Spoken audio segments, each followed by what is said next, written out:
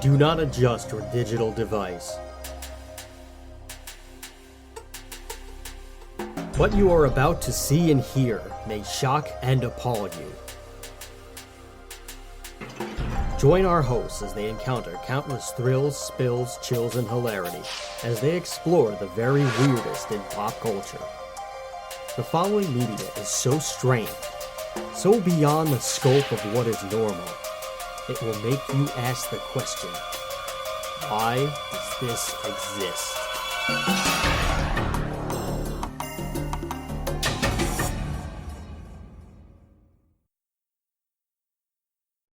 Hello, everybody, and welcome to another episode of Why Does This Exist? I'm Chris, And I'm Rob. and today And we're I'm Shaun. joined. Yes, we are joined once again by Shaun. You may remember us from the Yu-Gi-Oh episode where we had him. Oh, who kidding? Nobody listened to that. All 5 people who actually listened to that episode, who may or may not be listening now, probably not. If you listen to that, then you remember Shaun from those episodes. If not, then that's okay because you're in for a treat. We're going to be doing this in multiple parts. So, since Pokemon is such a vast thing in the past 30 years, that's right, it's the 30th anniversary, and I'm fucking old. So, basically, we're going to do this in 2 halves. The first half is going to be revolving around the video games and card game. We're doing the games part of the franchise. And some games we will probably just do their own. We'll probably give them their own episodes down the road at some point. Just for an example, I think Pokemon Snap and Pokemon Stadium both deserve their own separate episodes. So we'll touch on them, but we won't get we'll try not to get super in depth so that we can save that stuff for another day. But we are just going to be we're going to be trying to do this as in a nice condensed version instead of a 4-hour episode, but I might just be lying right now and we'll just go on for 4 hours. I don't know where the conversation's going to go, kids. So we so we're going to try to talk about the games, video and trading cards. We have him on specifically because he has far more experience in the trading card game world than probably you and I do, Rob. Definitely So me. that's what we've I like that. only know what I know, and I've barely played. And the only few times that I've actually played the game outside of maybe the Game Boy game that came out years ago. Game Boy version. Yes, and just playing and just you showing me years later again how to actually play this thing. I don't know what the hell I'm doing. And if you gave it to me today, I would be totally lost. So I'm not the guy to talk about for the trading card game other than yes, I collected it. No, I did not know how to play the game. Fucking Probably none of us did. yeah, probably like the majority of early Pokemon card collectors. And then next time we're going to be following it up with the franchise itself. So that's what we're doing. That's the news.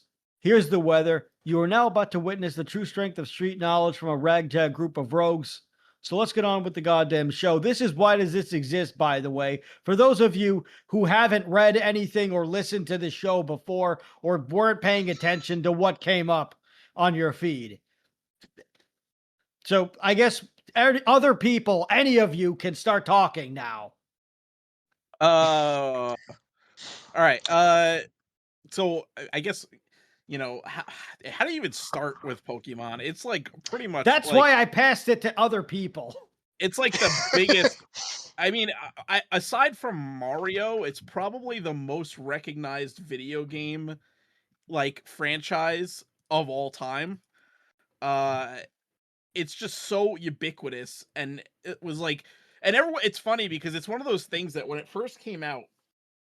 So as you said, it's the 30-year anniversary. It came out in 1996 originally on the Game Boy with Pokemon in Japan with Pokemon Fire, or not even Fire Red, just Pokemon Red and Green version. And then later came to America as Pokemon Red and Blue.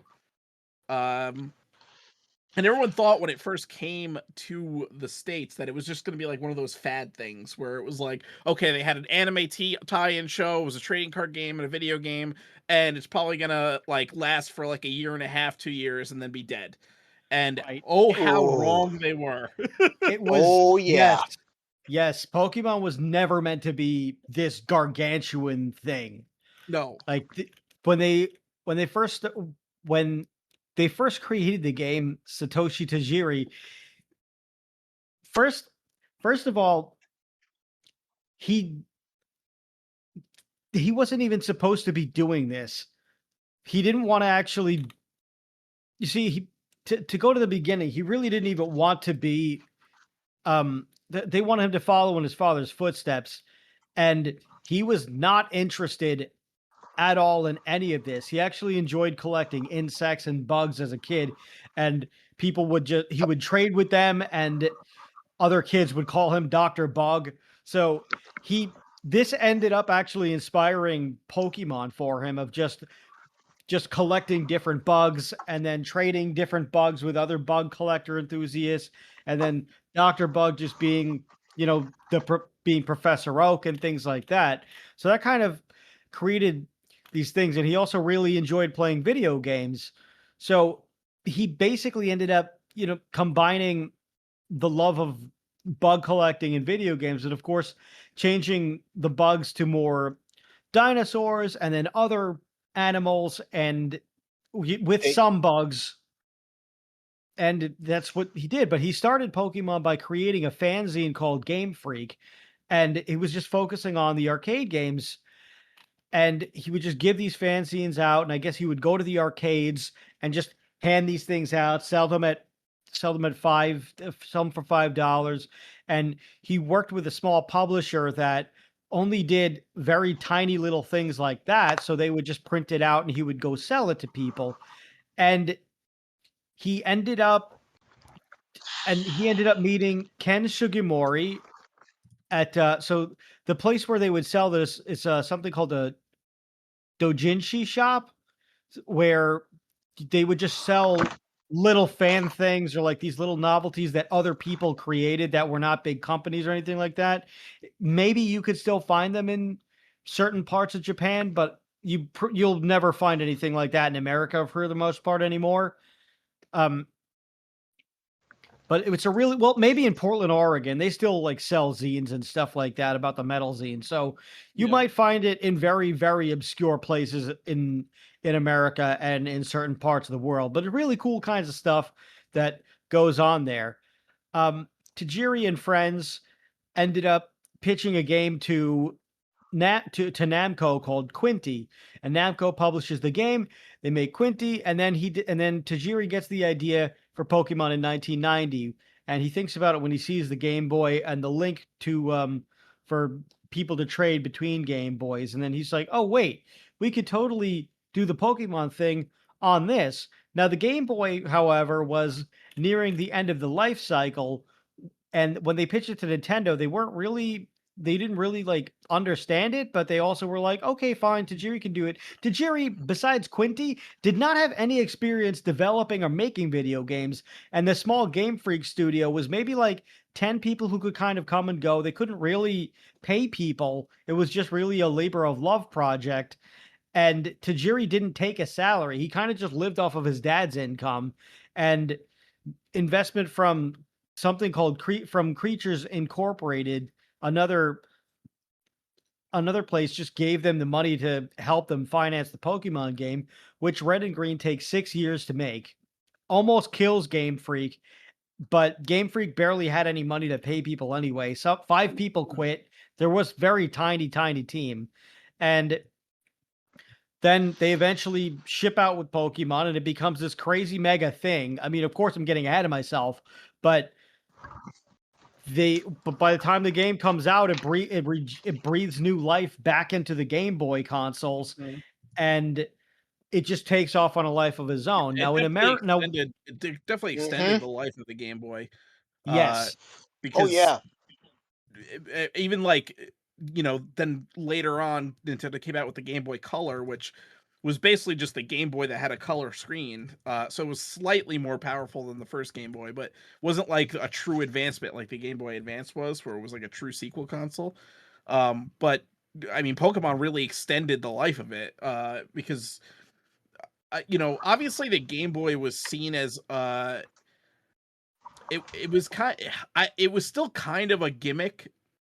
You know, it it was like, okay, you can play games on the go, and it's battery powered, and you could take it in the car with you, whatever, but there wasn't any like genre defining games on Game Boy. It wasn't like this, like, oh, you gotta buy a Game Boy because you need to get this game kind of console. It was like, oh, you have a Game Boy so you could, when you're going on a long car trip or something, you have something to do. And it had like cool games like Mario and Legend of Zelda Link's Awakening and Tetris, stuff like that, but it wasn't like anything crazy. But Pokemon like changed that completely. All of a sudden, the Game Boy was a must-have console because everybody had to have Pokemon. Yes. Yep. And I do remember it. And the funny thing is, so the anime came out much later in Japan, which we'll talk we'll talk about a little bit more in the next part of this. But as you said, we originally had red and green, which were more which that's what we had in Japan. And then over in America, we ended up having red and blue, and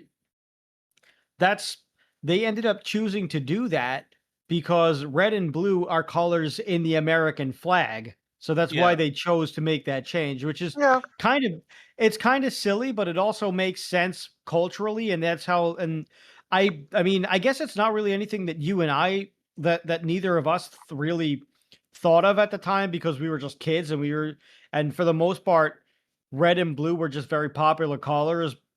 I guess maybe by propaganda, that's why they were more popular colors in the United States. Localization.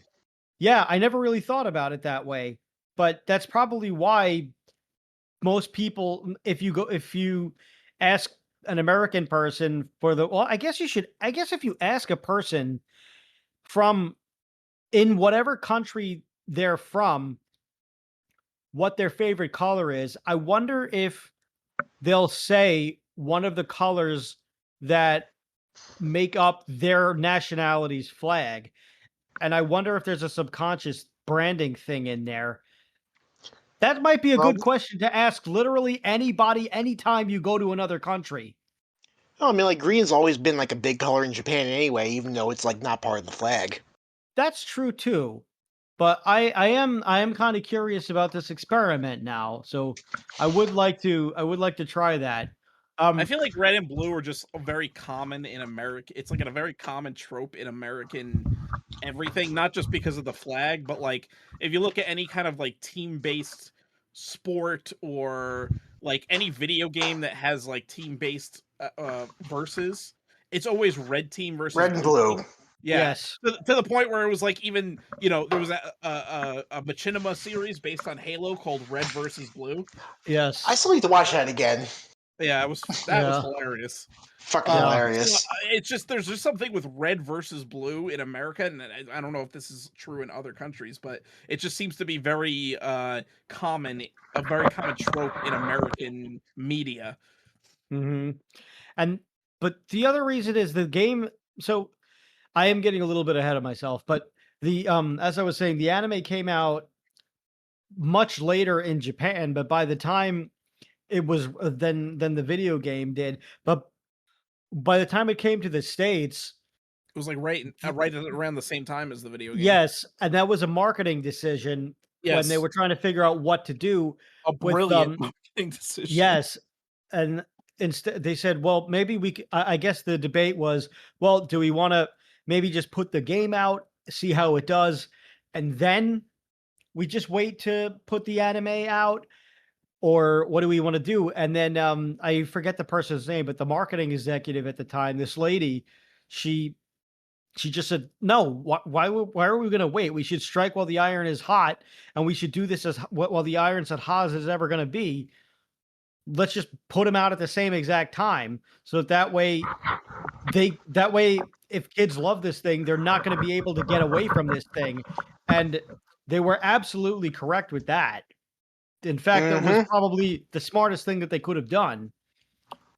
And then, of course, a year later, we get to the trading, right about a year later, maybe we get to the trading card game. No, But probably the around that. reason, Yeah.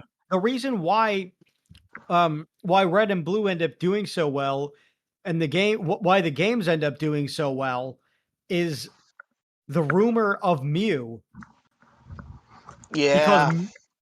So you heard about this, that there was 150 first Pokemon, and they were and you just heard about it on the playground because we didn't really we had the early stages of the internet, and then we just had video game magazines to word of mouth. eventually find out. Yes, and word of mouth on the playground. So it was just, hey, I collected 150. I almost have 150. Oh my God. I hope I can get 150. Do you want to trade? I want to get 150.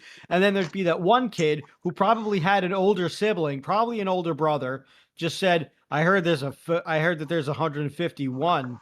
And everyone was like, no, there isn't. That's bullshit. They said there's 150. And it's like, no, it's called Mew. It's like, no, that's not true. Or yes, it is. And then there were all kinds of rumors on how to get Mew, but there was a very specific way to do that. And that's something that that Tajiri had put in the game on purpose. So basically, when they were first creating the 150 Pokemon, there were concept arts for around 300. And they just had staff narrow it down to their top 150. They just said, this 300 is too many. We got to cut it in half. So they whittle it down to the 150. And when they're talking to Nintendo is like, okay, this is the finished game, right? This is what you're showing us. Don't add anything to this game. Tajiri hears this, says, yeah, absolutely. We won't do anything else. We won't add a 151st Pokemon. I promise. I swear on my father. I swear on my father's life. We won't ever, ever, ever, never will you see a 151st Pokemon in this game of 150 Pokemon. Scout's honor. I was a bug doctor once, and of course, he shunts Mew into the game as a programming error. Fun fact, Pokemon was created on Linux because Linux is awesome. No shit, I actually didn't know that. Yes, Linus Torvald is the internet's god. Good shit. So, anyway, actually, you know what? What if Linus Torvald really was the second coming of Christ, and we just weren't, and just, it turns out that the second coming of Christ just said, you know what? I'm not going to save anybody. I'm just going to make this really cool program for the internet, and that's going to be all the contribution I'll have. And he just lived out eternity. Wouldn't that be nice? Because that's kind of all that humanity really deserves anyway. But I digress. So we get Mew anyway, and then the game takes off like bigger wildfire. The anime happens. It keeps surging everything. And then we get to the trading card game, which is where you come in, Shaun. What the fuck is this? It's basically Magic the Gathering, but easier. But sometimes a little bit harder in different ways. That's basically it. That's basically it in a nutshell. So, I would like to point out that when I obviously, when I was a kid and this came out, I collected the trading cards like everybody else did at that time, but nobody had any fucking clue how to play the game. We basically just made up our own rules when we played it.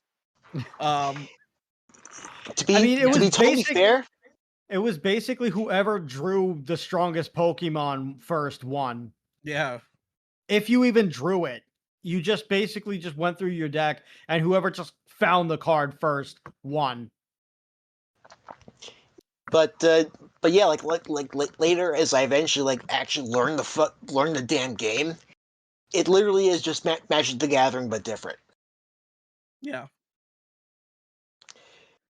So like the way you start the game, like you draw your cards, put your Pokemon whatever Pokemon you have onto the bench, which is like your not active Pokemon. Then you put your active Pokemon like in front of them.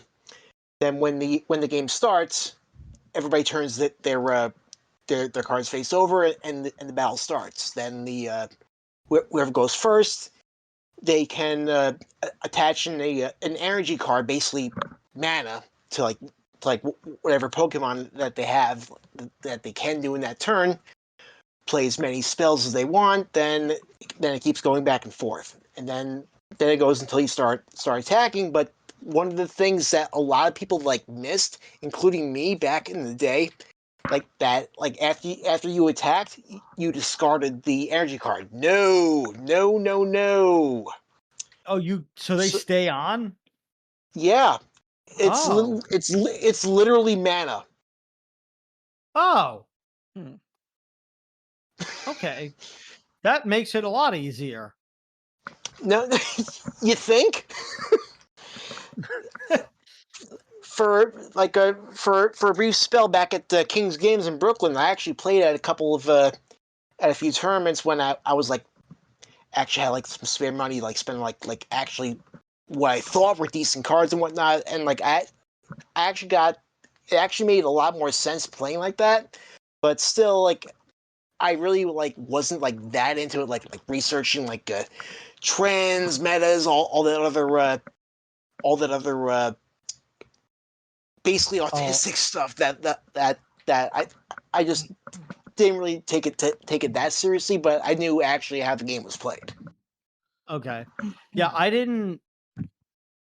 I don't have no idea. I have no idea what the meta for Pokemon for the trading card game was, but I'm kind of curious to know what the ban list looked like, if there were even any bans. I'm sure. I'm sure there were. I'm I- sure there were. Yeah, I wasn't into it that much to know if there actually was a ban list, but there were just metric shit tons of cards, and obviously any set now would obviously be orders of magnitude be better objectively than the base set or jungle or stuff that came out back in the beginning. Which Yeah. I mean, that rings true for every collectible card game there is, pretty much. Actually, except I'm looking. Maybe for Magic, but that's a whole other conversation. Oh, we've had that conversation. Yeah. Yeah. But so I'm looking at the Pokemon ban list right now, and there's nothing banned in standard. Expanded, which I'm not really sure what that is. I guess that's like their modern or legacy. There's about 20 to 30 banned cards here, and then in unlimited, which I guess is their legacy version, then there's nothing banned in there either. So I guess it's I don't know how good of a check that they do on this, so I'm not one to say whether or not this is a healthy format, but I mean, we have talked about how ridiculous Magic and Yu-Gi-Oh can get, so I'm sure Pokemon is probably the lesser evil in terms of bannings. No, absolutely. As far as complexity and bans goes, from least least to most, it's Pokemon, Yu-Gi-Oh, then Magic. Okay, that makes sense. I mean, Yu-Gi-Oh is just also Yu-Gi-Oh, they're really good about it because they nip all things in the bud so that they can turn the format into something a little bit, well, I don't want to say playable, because every deck is just basically solitaire at this point. Well, that's the problem with Yu-Gi-Oh is that it constantly fucking outdoes itself and bends its own rules. It constantly bends its own rules. Yes. Yeah. I mean, they're trying to do that with the tune and they're trying to do that with the Toon Monsters now to make them playable, so it's only a matter of time. But anyway, so you started with so we were introduced with 3 sets, I believe. We had the base set, which of course is the one that has Blastoise, Venusaur, and Charizard. And if you had any of those Shadowless in first edition, you were sitting on a very nice investment right there. Then I still have Blastoise right now. That's awesome. My mother, of course, the saint that she is, destroyed everything and threw it away, claiming that I told her that it was. Oh, Yeah, she claimed that I told her that it was okay to do this, yet she kept the binder that it was in. So explain this to me. This means what? that, yeah, this means that she would have had to have physically gone in there, threw them, taken the cards out, thrown them away, and kept the binder. So, but somehow Oh this my is my God. fault. Yes, and somehow this is my fault for having not looked at it for 20 something years after having known that the binder was still there. So, you tell me. Man. Yeah, my surprise when I opened it up to see what value I had, only to find shitty baseball cards that were worthless in there. Placed there by my father. Mm, So Wow. one of the two, mm. yeah, so one of the two did something stupid and threw away somewhere between $2,000 and $5,000. Oh, fuck, That hurts. man. That Yeah, hurts. well, I can't get it Ooh, back. It would have been nice to pay my student loans off with it, but I can't get it back. yeah. Or to have done a nice, or to have bought a car if I had gotten all of them graded. But again, I don't remember everything that was in there. I think there may have been a first edition Gyarados. I think there was a Blastoise, but I really don't remember. I don't think that they Man. were. I don't know what was hollow and what wasn't. And I think I I had think they're really but only I had the worth movie much if cards. they're hollow. I think so too. I think if they're hollow, Oh, shadowless, oh, there's a man. lot of, like I said, there's a lot of conditions that you have to meet for them to be Yeah. like the top of the line value. And I don't Yeah. think that I don't think I was there. That's why I had the bar between 2 and 5. So I would Yeah, I'm like pretty to sure I think, didn't have really anything of worth in my collection. yeah, I would like I'm to think not that sure my if I still collection was have the Mew maybe from the 3. first movie. Yeah. I would have liked to still have had that. I had that I had Yeah. the Mew promo card, but I don't know if Well, that's worth anything. Oh, I mean, I'm sure it I is s- just because it was a limited print and you could only get it a specific way. And now I'm sure so many of them are lost to time that if you had like a, let me see how much that would have been Not worth graded. anything. Oh Oh, wait, that's not really? the one. That's not the one I was looking for. I think it's the I'm still ancient pretty sure Regular I Mew. have Mew the card. gold plate Pikachu from Burger King. I I had had those. I had one of those too. Pretty sure I still have it, I think, somewhere. Oh, okay. No, the ancient Mew promo They run generally for ranges like from 100 to 7. 200. Yeah, from 70 to 130 for upgraded near mid copies. Sealed versions are Ah, 135. If it's graded, that's where the money is. But, ugh. it's between like 250 and up to 2500, which is a ridiculous, Yeah. threshold. So don't even worry about that stuff. I guess it's best to not think about it and let the healing begin. But Yeah. we had the base set, jungle, and fossil. And you started with those, and then you tried to attempt to play the game without really learning how or caring how, because you just wanted the cards so that because it was the closest thing you could get to physically collecting the Pokemon in real life, which I is what you remember really Yeah. wanted to do. If they had something like Pokemon Go then, we would have probably all been dead because we would have walked into oncoming traffic. we probably would have all been we probably all would have been super healthy because we've been walking around everywhere. Or dead. We're dead. So Uh super healthy or dead. I I Because remember everyone knows that children are suicide machines. I remember I got actually I had like a card buyers or a card traders like Pokemon card traders guide that I found at like a bookstore or like a friggin' 7-Eleven or something in the magazine rack. But it actually so this was before Gold and Silver Gen 2 came out. And there was a lot of speculation and what's going to be like the new Pokemon and all that. But this magazine had all these Japanese Pokemon cards and what they were worth or whatever, and it had all these like Gen 2 Pokemon in it, and I remember being blown away because it was like, oh my god, I can actually see what like the Gen 2 monsters are gonna look like, and they had like Oh, Marill and that's stuff like that. cool. Yeah, That's a great way to find out that there's a new batch on the way. yeah, and it was like because it was way before it was released in America. It was probably like a year before Gold and Silver even came out. Oh, So wow. Yeah. So it was pretty crazy. But it really, I mean, it's wild how much of a phenomenon it was. It really, like, I don't think there was any like kids like fad, let's call it, that caught on as big as Pokemon did. There really wasn't. Like, you had the stuff Yeah. like GI Joes and all that had the tie-in, and the TV show tie-in, and obviously GI Joes were always like a big seller, like action figures.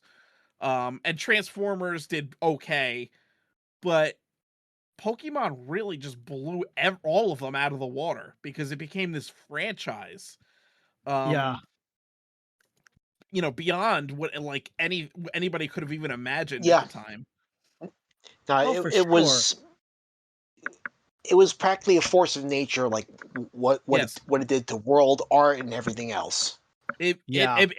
What it did to the culture. I remember it became such a controversial thing at the schoolyard. Like, they ended up banning Pokemon cards at my Yes. school, my elementary school, because Oh, I kids were remember getting I that. mean, kids were getting into fights over like bad trades and stuff like that. oh yeah. I mean, you name me a school that wasn't banned, that didn't ban Pokemon cards, and I will call you a liar, because Yeah.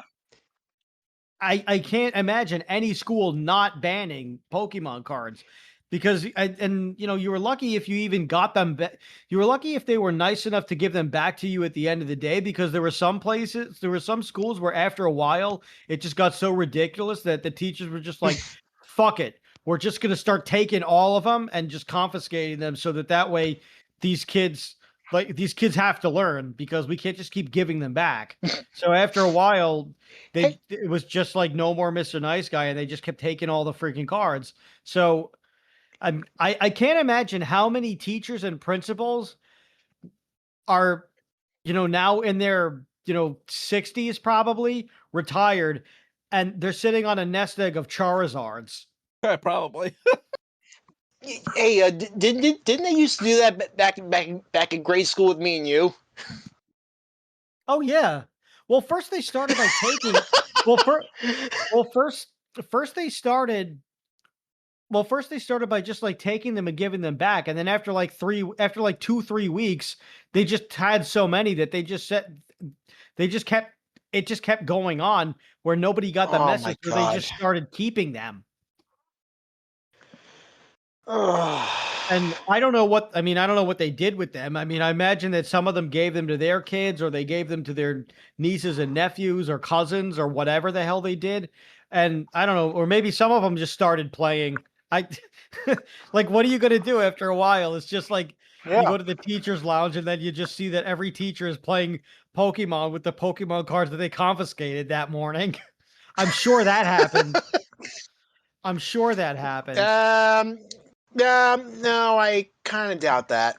Not at our school, but I'm sure at some schools there were some teachers who were just like, you know what? Like, maybe like a newer teacher, like a guy out of college, who was just like, "Oh, okay, sure." Maybe, And then, maybe that, but I maybe.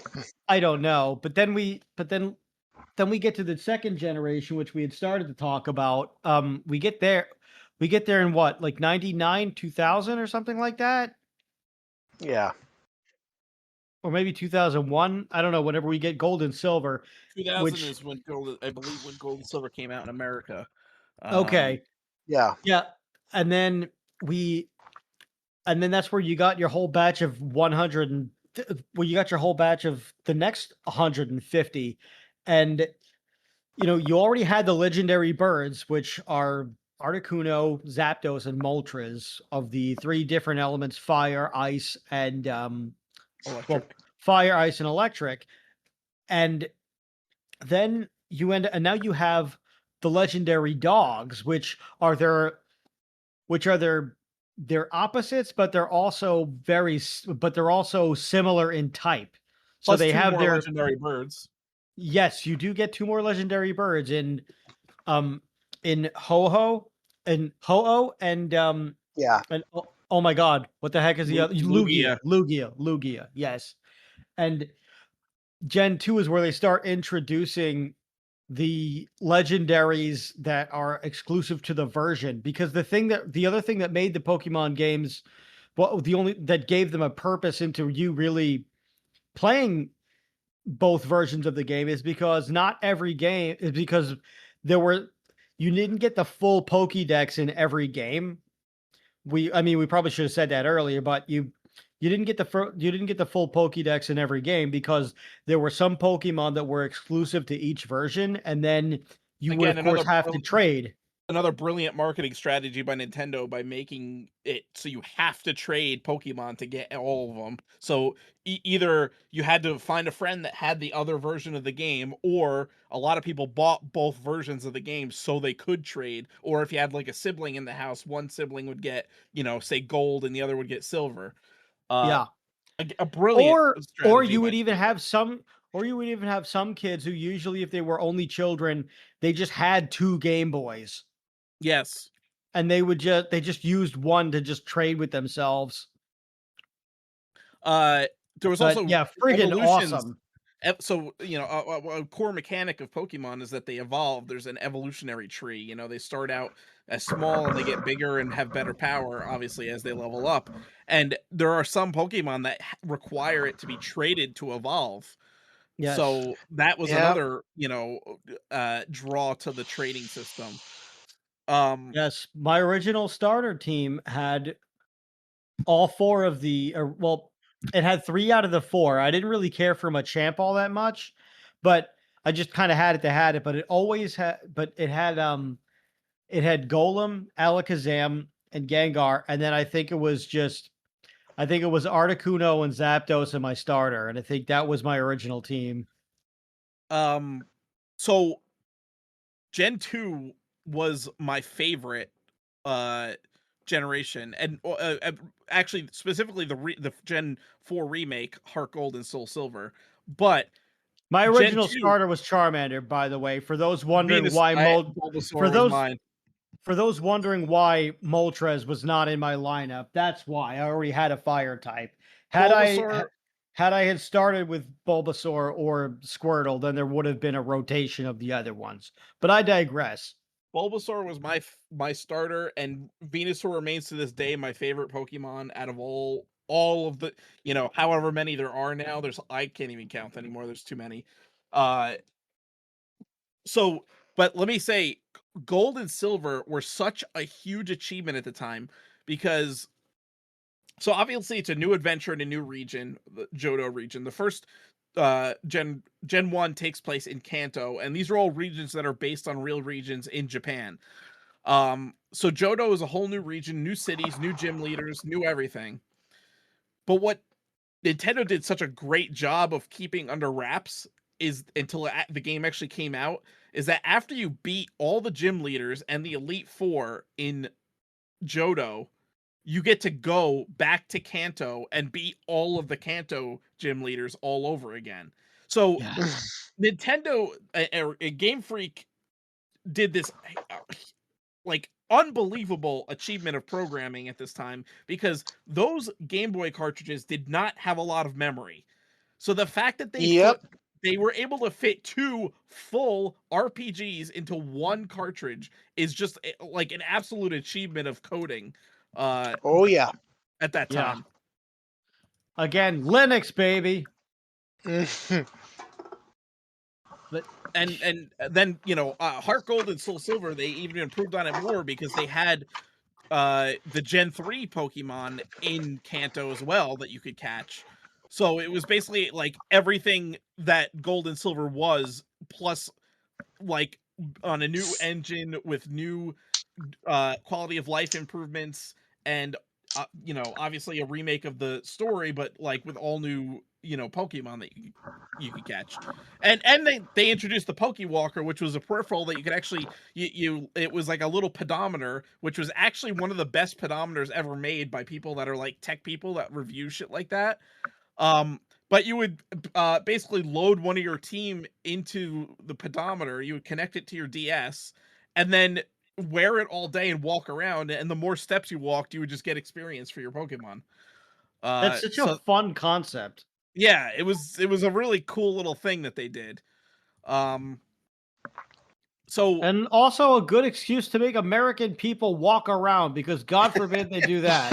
I mean, they've always been good at doing that, right? Because we got Pokemon Go, and that caused everyone to start walking around again Yeah. too.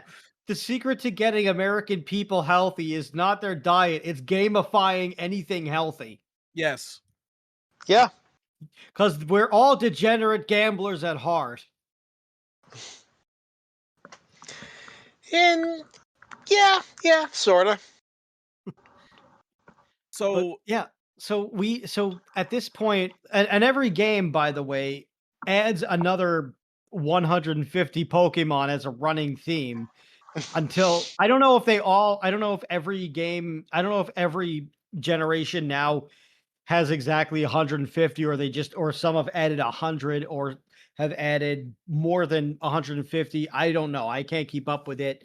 Um, by this point, I think I had kind of fallen out of playing. I had fallen out of watching the anime, and it also kind of, I never really got into the card game much, except for maybe the base set, and that's about it. Like just maybe the base set, Fossil, and Jungle. I hadn't really collected much else of that because by then I was playing Yu-Gi-Oh. But Yeah. I but I was still playing the Pokemon game. So every time there was a Pokemon video game that came out, I was like, "Oh shit, yeah, I'm going to play this." I don't know what anything else is happening in the world of Pokemon, but I know there's a new game, and I still have my Game Boy, so I'm absolutely going to be playing the next Pokemon game the second it rolls around. So that was another thing that was super smart, is that it became iconic in the way that Mario and Zelda and other and other console mascot games are become, where you just you don't even worry about anything else surrounding it. You're just waiting for the next game to come out. mhm. And that also is, signs of a very strong and powerful franchise, and also great mechanics and great trust that they've been able to keep, that they've been able to continue with fans of every with the fans and the players, where you know what you're getting and you can't wait. And the game and the wheel doesn't really change all that much, and it doesn't have to. It's just they just got a new, basically a new, they just got a new skin, and Mhm. everyone was pretty fine with that. Yeah. Yeah. Like, Uh I mean, honestly, the half the fun is waiting for the Pokemon reveal so that you can see what the cooler looking ones are, or what concepts they went with. Now, in some of the more recent games, they've kind of, there's been some where they've phoned it in, but when you have over 1,000 Pokemon, it's kind of hard to to come up with things that haven't been done before. I mean, Yeah. I'm yeah. sure there's like, I'm sure they get into the same running gag that, that Death Clock has gotten to on Metalocalypse, where they're just naming song titles and they're like, "Oh, we should write a song about that." Oh, wait, we already did that. Where I'm sure they come up with that for I'm sure they come up with that with different Pokemon that they forgot about. Where they're like, "Oh, why don't we do an armadillo?" Oh, wait, that's Sandshrew. Shit. Um, like, I'm sure that stuff like that happens all the time.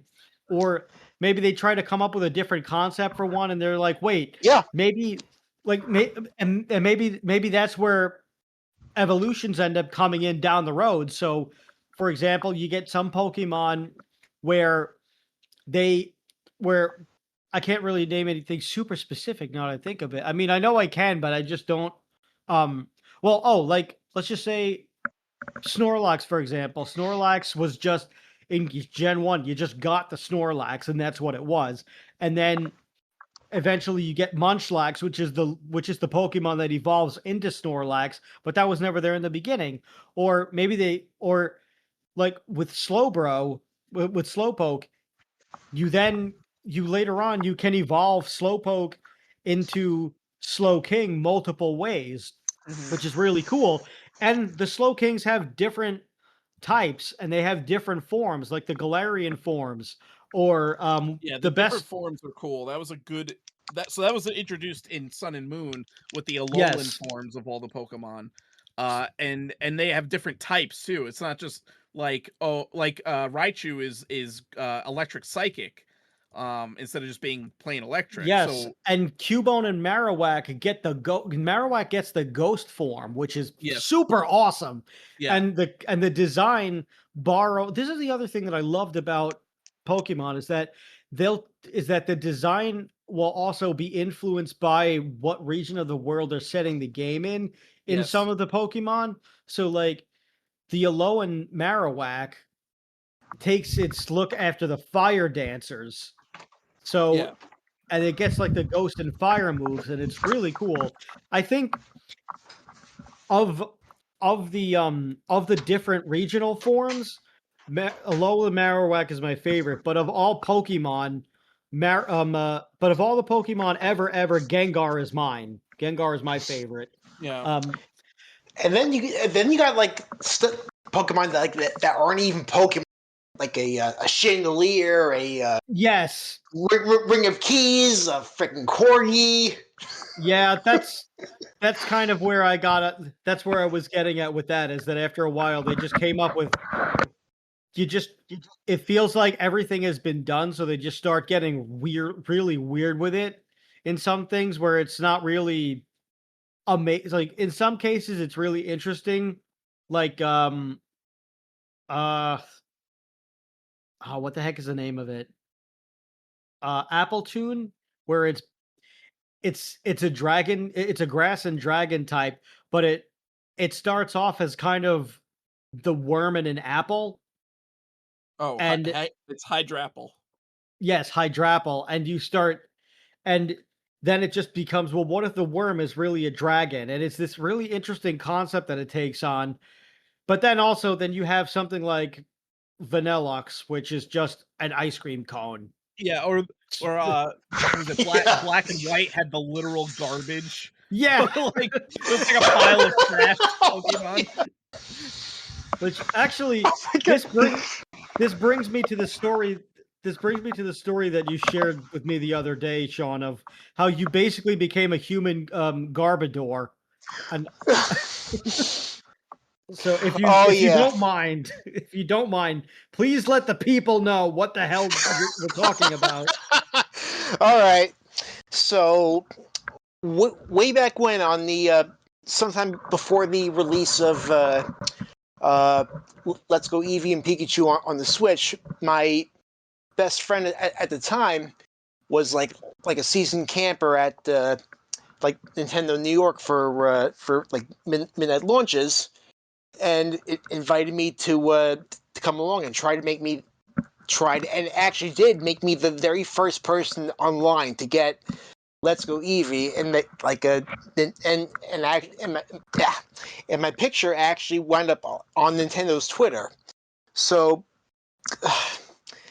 I don't want to get like too into detail about like said friend, but they were very crafty at the time, but also like a magnet for chaos pointed square at me only when we were together. But we were also like really completely camped for the whole thing. They brought an entire like inflatable couch, tarps, like the whole 9 yards, and a Starbucks was literally right next to us at the front of the line. So I was juggling my place in line during the day after my night shifts at UPS all the way back in Brooklyn, and then sleeping there during the day, taking my first place in line.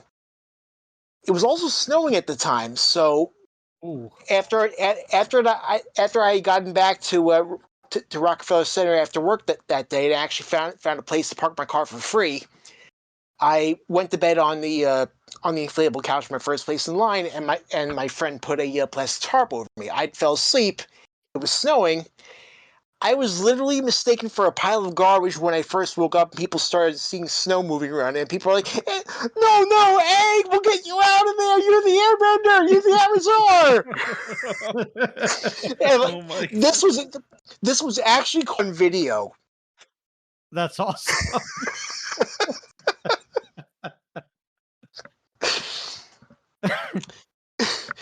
And then like a person like that was in line like uh, with me, because my friend had like a whole bunch of I don't know if they were like real or like made up may have disabilities that let him at like a tent or whatever else out there, started talking shit to me and them. I had to like shut it down. It was really not like me, but it was. It actually it actually ended up good, and we actually wound up becoming friends. And that was the guy that caught me on video. It turned out. That's funny. So, but you did get the games, correct? Yeah. Okay, very good. You seem to I have some really interesting luck with Nintendo New York. Oh, that was pretty much specifically because of that friend that is, and I do not want in my life anymore. Okay, well, I know the other time when you got the Switch by just walking in and just like skipping the line just of bliss, and you basically bought the Switch from blissful ignorance. No. Like it actually wasn't that. Like I was still trapped on the night shift at UPS at the time, and like I had like a shit ton of downtime. So I looked up like every single Toys R Us, Best Buy, and whatever in New York. They were all out. I was like, there's one place that's absolutely gonna have it. And by some miracle, I actually found free parking. And when I got online, I was actually there, got it, and gone in 45 minutes. It's the last place that they would look, I guess. but the line was long, was all the way around the corner past Radio City Music Hall, and Jesus. I still got there in less than an hour. Wow. Well, you made out like a bandit, and that was good. Yeah.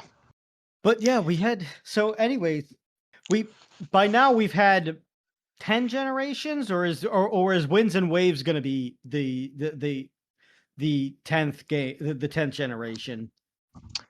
Oh man, So you 10th got That's the generation new is you one. got me Wednesday. I want me mean, getting back into this again. yeah, you should play you should play Scarlet and Violet. That got a lot of that got a bad rep at first because it was like really buggy and really glitchy, but it's been quite a few years since it came out. So by now They they've pretty much patched cleaned up everything their they act. needed. Yeah, they've patched up everything they needed to do. So I played it very recently, maybe like I think I finished playing earlier this month when I finished the Isle of Armor. Wait, no, Isle of Armor is a different one. The What the hell is it? The freaking one with the Tropicos, the the turtle. It's that one. Not the teal mask, but the other one. The indigo disc. That's the one. Yes. I finished that one like a Oh, couple of weeks ago. I And forgot beat the the game and everything for Scarlet and Violet, but we've gotten quite ahead of ourselves on some of the other yeah, games. I've actually forgot to Yeah. mention too. So I had mentioned that the original games were regions of Japan, based on regions of Japan, and that was the Yeah. trend through Diamond and Pearl, which was Gen 4. However, in Gen 5, Black and White, they switched to a different region, which was based on, I believe, New York City was Black and White. Ooh, Black and White are the I best never knew ones, that. by the way, because they are the only ones that have had it. They have the best story, and they also are the only ones that have sequels. Yeah, there was Black 2 and White 2. Yes, Although and no, that's not true they. because there was also there was Ultra Sun and Ultra Moon in Gen 7. Oh Oh man. yeah. Well, Speaking of weren't those more just extensions of Sun and Moon, No, or they were whole new games. Oh, I didn't realize that. Yeah, I never played Black 2 and White 2, but the way I neither actually have I. obtained them and No, I the didn't. and the DS it came on was actually pretty heavy. Was that? My hmm? Oh, I'm sorry. Continue. Yeah, my cousin, my late cousin rather, like back in 2011, he was like he was like really into Pokemon. Then he developed the big C, Oh, I'm so and sorry.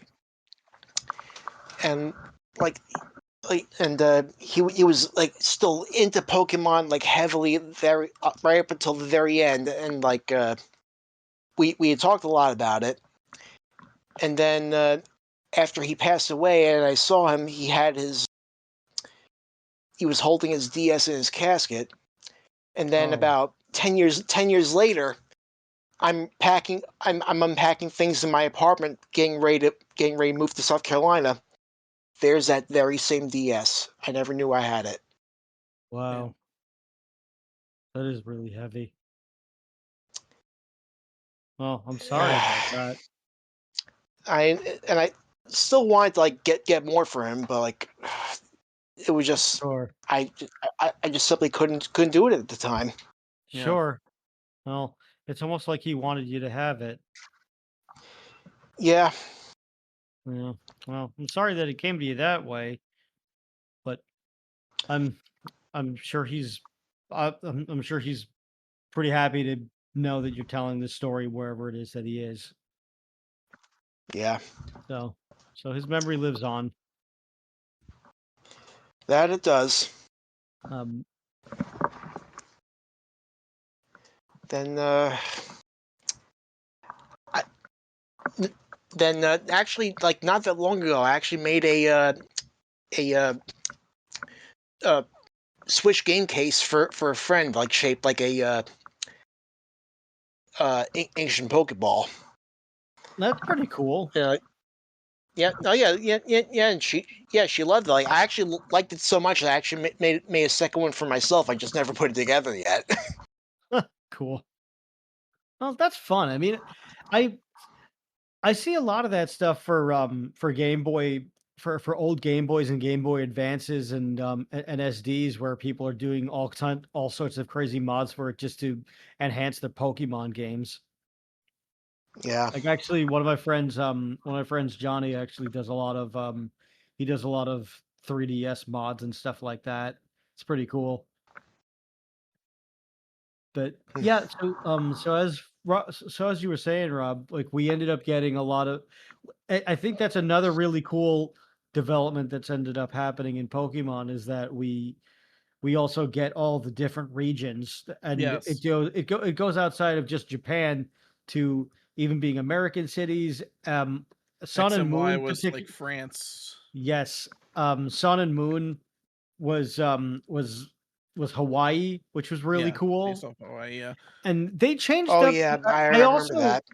I also like that they keep changing certain like they keep changing up the gameplay as well and changing up the mechanics for Yeah. different versions because Yeah. Alola and they do it in like more of a they do it to be a little bit more respectful to the cultures too because like instead of just battling all of the different instead of battling different trainers in the lead up to the gym leaders in Sun and Moon, there's trials. So it goes Yes. more to like Hawaiian tribes and things like that, and like the Samoan tribes, and how they Well, it would was just also how they would have all kinds of like rituals I before they would ascend to leadership and stuff like that. So it was a really also cool idea.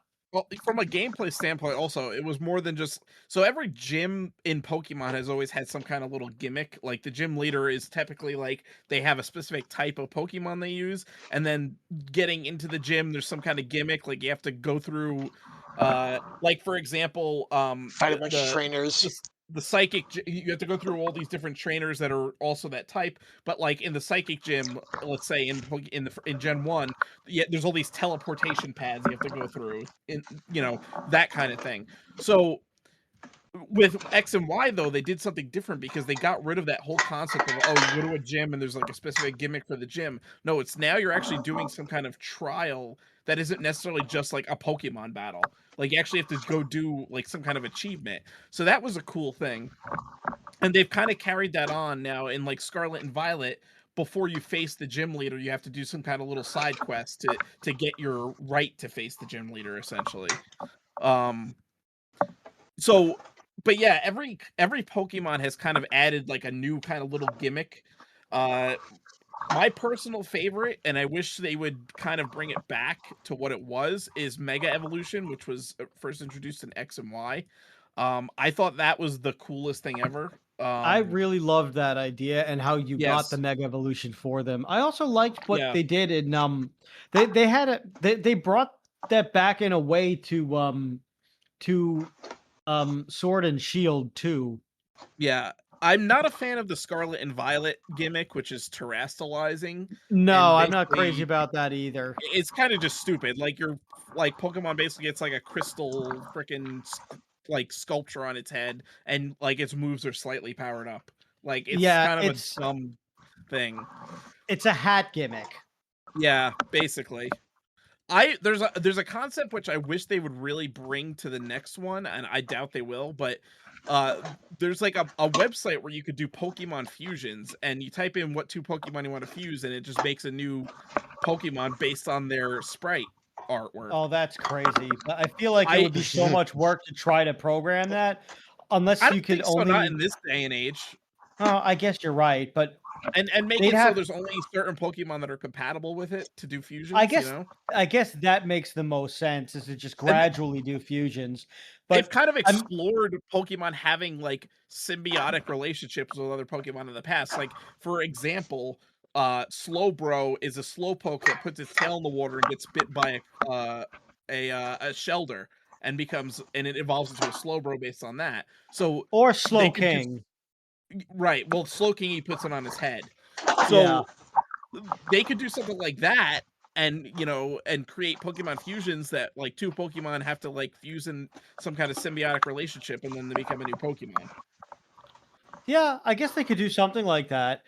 It Yeah. seems like Yeah. based on it seems based on ZA what the new one is, which we haven't really talked much about that, is how they've just kind of explored into more of like an open world thing Yeah. with the Arceus games, Well, even which Scarlet and Violet is open world. and Scarlet and Violet, but Yeah. Arceus is like it just has a different thing altogether. Like that's a whole Yeah. separate timeline of games. So maybe we could even save those for separate episodes too, because there's a real I mean there's it's Pokemon, so there's a shit ton of stuff to cover with it, which is why we're doing multiple episodes. But you but in but it seems like in ZA they're pushing the evolutions back again, Yeah. and they're coming out with more and with more and different evolutions. Like Mega Garchomp is really sick looking, um, and I think in the next game they might. I think that might be a good sign that maybe they'll bring Mega Evolutions back into the next game Yeah. into Winds and Waves. I sure hope so, and I think that would be really cool to see them just kind of bring that back. But also, they might look at it and say, "Well, we just did the Mega Evolutions again, so maybe they'll do something different, or maybe there won't be any new gimmick because we'll just have such an interesting concept in this, and maybe." I don't know. Maybe they'll just try to focus Well, I on mean, I more of think there's how many always going to be Pokemon can we put in this world. I think there's always going to be a new gimmick because they have to make something new for it to be interesting because they can't just keep making the same game over and over. So I think there's always going to be some kind of new gimmick. Um but that remains to be seen what it will be. Uh I mean, they really haven't released much from the new generation. They've released the starters, but that's it. Yeah. And the name it's gonna be Pokemon Wind and Waves. Yes. But there really hasn't been other like it was just announced February 27th, so it's you know and they've kind of like put out what like some of the returning Pokemon are going to be, but I mean obviously that's some of them are obvious, like obviously Pikachu like is going to be in it, like Pikachu's in every Pokemon. Sure. Um so uh and I guess they've kind of released some of the characters. I don't think they've released what region it's going to be or what the region's going to be based on yet. I think it's based on Singapore. Okay, that would make sense, I guess, for Interesting. Wind and Waves if it's I like in an rem ocean setting. I remember I remember that there were first rumors of it being in Greece, but that ended up not coming to fruition. Or maybe there is going to be parts of the world that might be based in Greece if that can still be a thing, which I think it could be. It would be That interesting if that they eve that yeah, that'd be pretty cool. it would be interesting if they eventually went and did a Pokemon where you could go to multiple regions. If there's some kind Yeah. of like travel system to fly to anywhere you want in the world of Pokemon. That would be a really cool thing. I don't know if it would be possible. I think that would have to stray into like, okay, now we're gonna make a Pokemon like MMORPG kind of thing where Yeah, yeah. it's all, To, online multiplayer. You go to any region. That took might the be took too the words big. took the words right out of my mouth. That might be too big to do in exclusive versions. That might have to just Yeah, be its own. I feel like that have to be its own concept, just like Pokemon. They'd have to call it something like Pokemon Legacy or something like that, and it Well, would I just think it'd be be one game that's it massive would like probably that. it would I don't think it would yeah, be a mainline game. If they were gonna do something like yeah. that, it would probably be its own separate like side game. Yeah, A Um, Pokemon MMO would be a whole completely different can of worms. yeah, yeah. I mean, I guess the way to do that right, if it's, I mean, if they want to find a way to just milk it for if they want to get the most money out of that, they would have to start with the one region or or like 1 to 3 regions, I would say, and make them pretty big. And then they'd have to expand to the other ones. So they have to call it like Pokemon World, really, or yeah, Pokemon Universe. yeah, But they'd have to keep expanding on it little by little so that there will be enough time to really develop and establish all of the other regions for that type of game. And I guess maybe you could even just, it might even be really cool if you just or if you had all of them of all of the regions available and you could just pick which order you wanted to do them in. hmm But I'm really not sure. I mean, I guess you would have to have access to every starter ever, and then you would be able to choose that way. But yeah, I'm not. I mean, it's a great idea. I don't know how to. I don't know. Like, it's a great idea, and I think we both kind of know. And I think the three of us know how it happens and how it ends and what it looks like. But know. I don't know how to start it. But that's yeah. also above my pay grade, and I don't work for Game Freak. So, unfortunately, we're not gonna be the ones who are in charge of that decision or even having that game happen. But it would be friggin' awesome if we could. If you listening to this know somebody who works for Game Freak that need people to pay for R&D, that need to pay people to do R&D or to be consultants on projects like this, holla at your boys. Because we need Yeah. money. But yeah, there's just you could kind of go down a hell of a rabbit hole of Pokemon, and we kind of I mean I know we skipped over a lot of the other games. I mean we for God's Yeah. sakes we skipped over the Nintendo 64 games, which Yeah. So were one of the- monumental in themselves. If you want to Yeah. just touch on them a little bit, so because I would like to And give Snap there and he is. Stadium. yeah, I would like to Stadium. give Snap and Stadium their own, and of course there is Mystery Dungeon too. So Stadium was like a whole nother can of worms because that was like now okay, now we're bringing Pokemon to like the N64 3D. And I remember when that everybody was like losing their shit when they announced Stadium. They're like, holy shit, this is gonna be the coolest thing ever.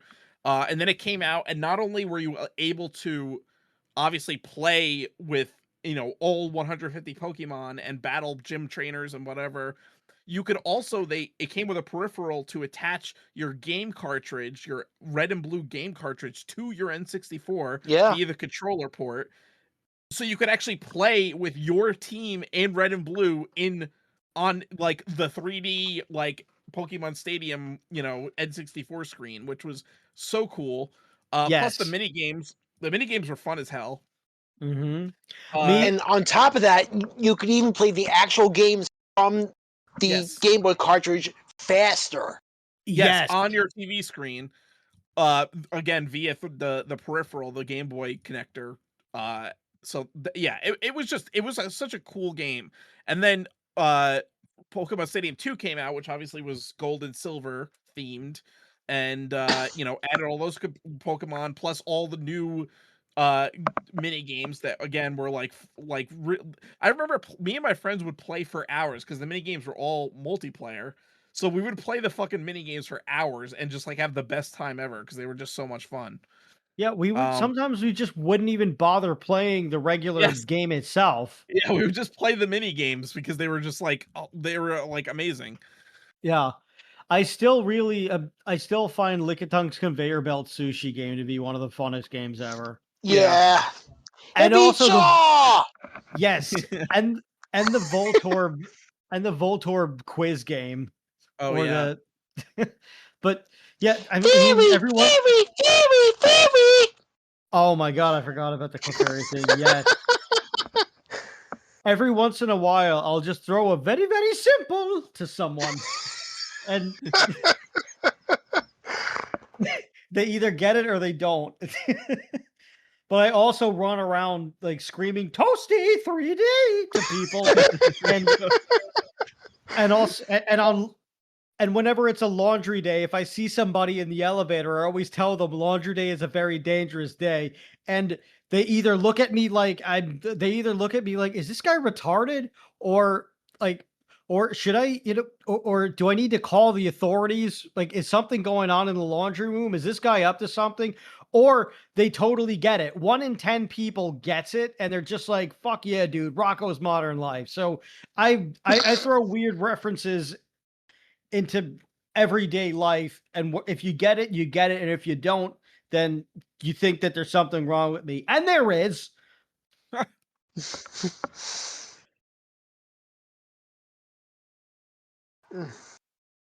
But yeah, man, uh just yeah, and then and then Pokemon there's Snap. Snap. Yeah. Pokemon Snap was fucking cool as Oh, shit. I And think I still have the that little chip card that you would actually play it at fucking Blockbuster. Wow. Oh yeah, because No, then no, you like could print. Yeah, yeah, because you could print out. You could go to the Snap station at Blockbuster, and you could print out your. You could actually print out all of your best shots yeah, in there, which was really freaking cool, and also was a good reason to just yeah, was a good excuse to go to a Blockbuster, especially if you were returning the game because it kind of had its own little ecosystem where you rented Pokemon Snap, you played the thing, you brought it, and then when it was time to bring it back to Blockbuster, you also had the incentive to print out your best photos, and then you would probably want to either rent Pokemon Snap again to get better photos, or you just want to rent something else. Probably yeah. Stadium. yeah, So, man, it kills me to know that there's only one Blockbuster left in the world. yeah. It's Those just were the days. I don't know or remember if we've done an episode on Blockbuster, but uh just what an amazing thing that unfortunately died to the internet and bad management. Yep, Yeah, I yep. didn't have a local. Well, eventually we did have a local Blockbuster, but my video store when I was growing up was West Coast Video. Yeah, there were the age of video stores. I think we should just, if we haven't done a Yeah, Blockbuster specific episode, we no should video. I definitely, don't think we'd have. It would be good to do that because that was a different time. It was a better yeah, time. it I definitely think was. I think the one that used to be back by us was on 86th Street, not that far from us, right? Yeah, that became a laundromat, and then it became a Oh yeah. 7-Eleven. It became a Oh laundromat, yeah, and now it's a 7-Eleven. Shit. no, the 7-Eleven got destroyed. I don't know What? what. Yeah, I went by there recently. There's nothing there now. No It's shit. Yeah, at this point, it's just there was some kind of a Japanese or Asian supermarket that I I have heard still functions, but I've also heard has gotten shut down or is in the process of being shut down, Oh man. and they have been trying to make it into a homeless shelter, but there has been a ton of angry Asian people who protest every day, so they can't do anything Rightfully. about it. Yeah, so it remains to be seen what will happen to what once was a Blockbuster section. Man. And then Wow. there was the other one on Kings Highway, which I don't know what that is because I don't live there anymore or around there. And the other one in Bay Ridge, which was the good one, because it had everything that the other ones just didn't. And like that was the one that had Clay Fighter and all sorts of other stuff. Mm. And it had the good wrestling videos. So you could get all of the obscure pay-per-views that you couldn't see. And then Staten Island, they had a good one too. But the Bay Ridge one was really good. And now that's a car dealership. Ah. So yeah, we're all talking about places in New York. For those of for the people who are regionally challenged and don't understand what areas we're talking about, they're all Brooklyn, New York areas, or Ugh. just New York City based anyway. But yeah, those places were amazing, and we'll have to Yeah. do an episode on those at some point too. Yeah. But yeah, Pokemon Snap, you went around into basically Pokemon Jurassic Park and you just took pictures of Pokemon and you had this thing called the Pester Balls and you also had apples and you could choose what you wanted to do with those things. The Pester Balls would explode and just piss the Pokemon off and Yeah. they would do and sometimes they would do something really cool, like they would get mad and evolve, or there would be a bunch of them that came after you, or if you had an apple, sometimes they would evolve and things would happen too, and you would try to take and you would just try to take pictures of things that were happening based on what you did. So if you could get a exploding Voltorb that's blowing up on a Pikachu and potentially murdering it, then you got some really good points for that. Mm-hmm. Or the Charman, Yep. or in the volcano level, you would knock the Charmeleon into No. the Yeah. was it a Char? You would Yeah. It knock was it into the volcano and it turned into a Charizard. Well, I think initially you get a Charmander to evolve into a Charmeleon. I think by getting it Yes, to fight, and then you knock the Charmeleon into the lava and it evolves into Charizard. yes. And there were just so many cool things to do, and there Yeah. were always hidden Pokemon that you would find out or see after you were being lowered, or after you were being lowered or raised into the next area. So It was you had a lot of they really put there's a lot of it was really replayability. such a well thought out game. Yeah, because you got new attachments you got new abilities like throwing the apples and then throwing the pester balls, and then your machine got like new things like it was able to like slow down, speed up, and do all kinds of different things also. And then you got the Poke Flute, which would wake up sleeping Pokemon. So there was a lot of cool things you could do. It's funny because basically what Pokemon Snap was a Pokemon rail shooter. They just didn't want Yeah, you like actually shooting Yeah. Pokemon, so you were shooting pictures of Pokemon. yeah, and that was probably the best thing for it. Yeah. I think eventually in the anime they meet the person who you're playing as in the game, but we'll get to that stuff Todd. later. Yeah, it was Todd. Yes, Todd. I think his name was Todd Snap. Yeah. Don't ask me So his last name. I don't know that. I was listening to a podcast today, and they had mentioned it. I need to check this out to make sure that that was accurate. But it would be really funny if they just made his last name Snap, and then Yeah. Pokemon Snap was just basically the diary of Todd. Yeah. But yeah, all sorts of really cool stuff with every Pokemon game, and I'm really interested to see what's going to end up happening. We do also have Pokemon Go, by the way, which became its own phenomenon, and just And the freaking thing for AI to like take advantage of us. well, there is of course, unfortunately, that. But yeah, there has also been movies and all kinds of other really fascinating things that we will again touch on in the in the in the next episode when we discuss the franchise and its history on society as well. But where the hell is it, Pokemon Snap? Now I need to know about Todd, the Tao of Todd Snap. He's like Todd Professor Snap. Oak's nobody. Is he related to Professor Oak at all, or is he just some guy? So. I think he's just some guy that takes pictures that like Oak hires to go to this island to take Pokemon Yes, pictures. Yes, confirmed. His name is Todd Snap. Oh, there you go. No, everyone's favorite rival from Pokemon, Gary, is Professor Oak's grandson. That was, Yes, he is. Yes, who, by the way, pushes his Rattata to his Raticate to the limit where it gets murdered. It literally dies. That's why he's in the freaking the Pokemon Tower in Lavender Town when you see him next, because he's putting his Raticate to rest. Yes, and then he comes up, and then when you battle him, he just goes, Have you ever had a Pokemon die on you?" Where he says something like really left field that you probably that the 6-7-year-old us probably just literally just murked his fucking Pokemon. Just wrote off. Yeah, meanwhile, maybe that's why when you have to battle Red in Gold and Silver, that Red is just alone and possibly childless because he just can't live with the guilt that he murdered like Gary's Raticate from his first go around as a Pokemon master.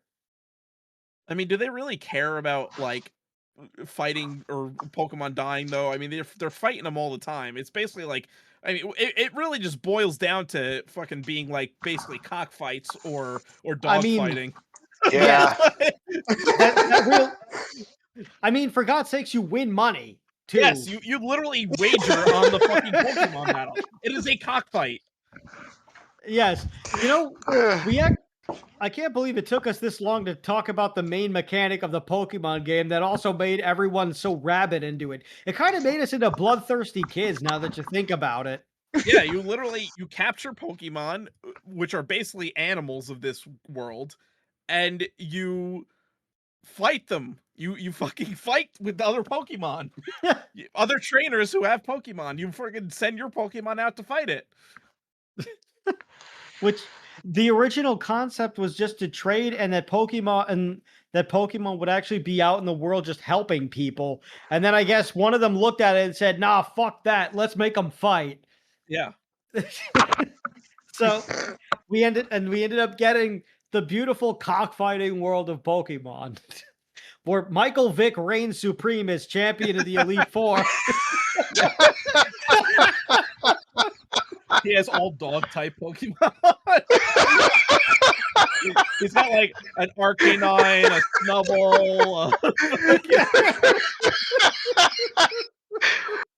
Legendary. Oh my god, that's bad.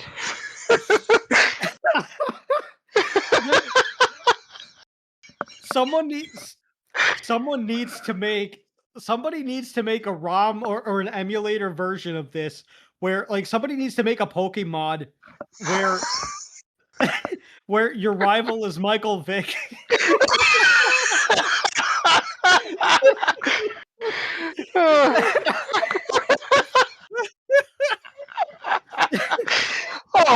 Oh god, this is bad.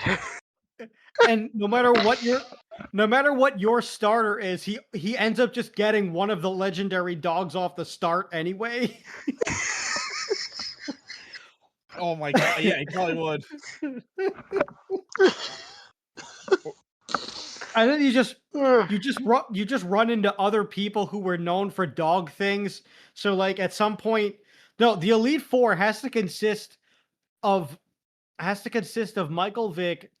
Well, no, because he's the rival, so he would be your final test. But it has to also somehow be. It has to convict. It has to consist of DMX and Snoop Dogg and various other people who have been affiliated with dogs. DMX and Snoop Dogg. DMX, Snoop Dogg for sure. And you got to give me two other people who were like dog associated, for better or worse. And it just has to be called Pokemon Dogfight. Or just Pokemon Dog version. I don't care.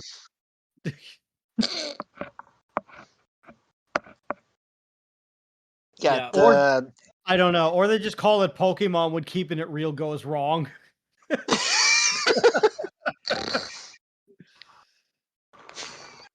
Oh man, a meme in the general chat that's relevant. Oh no. Oh no. Oh no, someone's done this. Yeah. That's great. Oh no. Now I have to see this celebrities with dog controversy. Watch what God. you type into Google. There, you might get more than what you asked for. Probably, Yeah. probably a few chicks involving a dog and peanut butter. Oh my God, no! You got to get the guy from Tiger King and fucking Carol Baskin in there too in the Elite Oh Four. my God. There you go. So exotic. Yes, yes, that's your Carol Elite Four. Baskin. Yes, the Elite Four is DMX, Oh my. Snoop Dogg, fucking Carol Baskin, and Joe Exotic, and it's just got to be called Pokemon. Yes,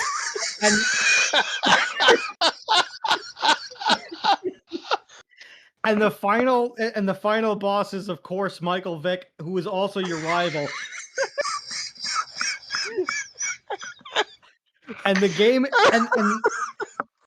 and the Pokemon in the game can only be cat and dog based. So those are the Oh my only God. things that you're Oh allowed. God.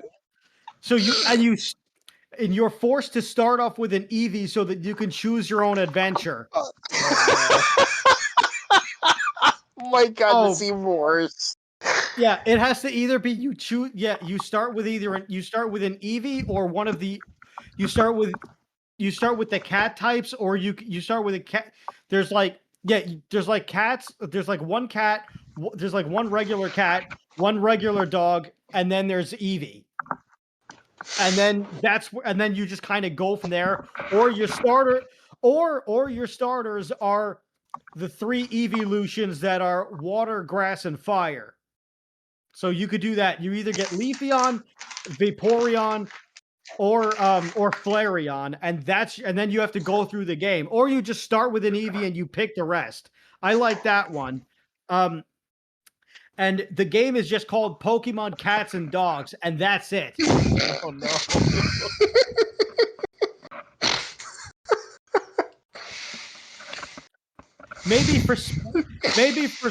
Maybe for sport, you end up having to go. You get the mice Pokemon in there. What the hell? Why not? I don't know. I'm loving this. Somebody needs to make this. Not me, but someone. Why not Just you? because, well, you know what? We do have Claude. That's true. You know what? And making games is hard. Let's try vibe coding this. And then we can run it on a private server so that Nintendo doesn't shut us down. Oh, just by talking about it, they're already fucking got their lawyers fired up. Oh, this is true. We're probably going to get a preemptive cease and desist for Pokemon Cats and Dogs, but Yeah. but it needs to happen. We need this game. There are no legendary birds, only dogs. And Michael Vick has all of them, so you can't get them.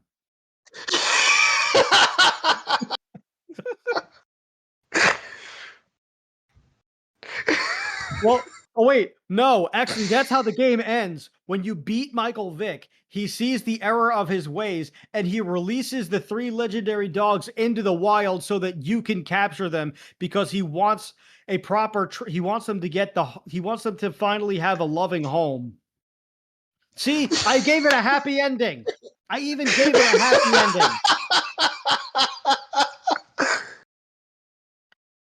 Wow. I am a genius. Pokemon Cats and Dogs. Coming soon to Claude, I guess. I don't know. Maybe. You can donate money to our Patreon or the Buy Me a Coffee thing, by the way. Have I mentioned that we really could use the money? Yeah. And that we are not doing this for our health? Pokemon, it is a wonderful thing. I don't have anything else to say about the games, although I'm sure that I skipped over some things. So if there's some things that I Listen, we could have a did not freaking really 10-hour mention, podcast on all the friggin' intricacies of the Pokemon games. we I think we definitely pretty could. much covered the major points.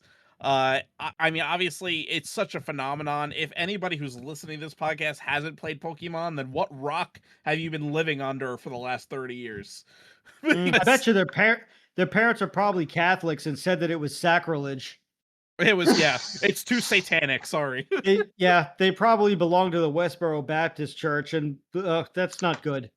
Yep. So And if then that's the Pope himself actually said like Pokemon are okay. well, good. I'm glad he's on board. He's also from Chicago, so I'm sure he's fine with all this stuff and have seen it and didn't think any wrongdoing of it until he saw a Houndoom. That's true. That's pretty satanic. Actually, have you seen the Mega Houndoom? Now that is fucking awesome. It is the most metal thing that I've ever seen as far as Pokemon go.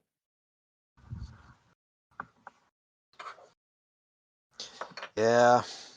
But yes, that is all that I've got to say about that. We will be back for the next installment to talk about the Pokemon franchise as a whole. Is there anything else that anyone else has to say? I think I'm good. Okay. I don't really think I have any other crazy things to add except the thing involving my friend, the group of lesbians, and Secret Service. Okay, then. On that note, this has been Why Does This Exist? I have been Chris. I've been Rob. And I've been Shaun. What the hell do I usually say after this? Oh, yeah. Remember, question everything. Good night, everybody. Good night. How do I turn this off?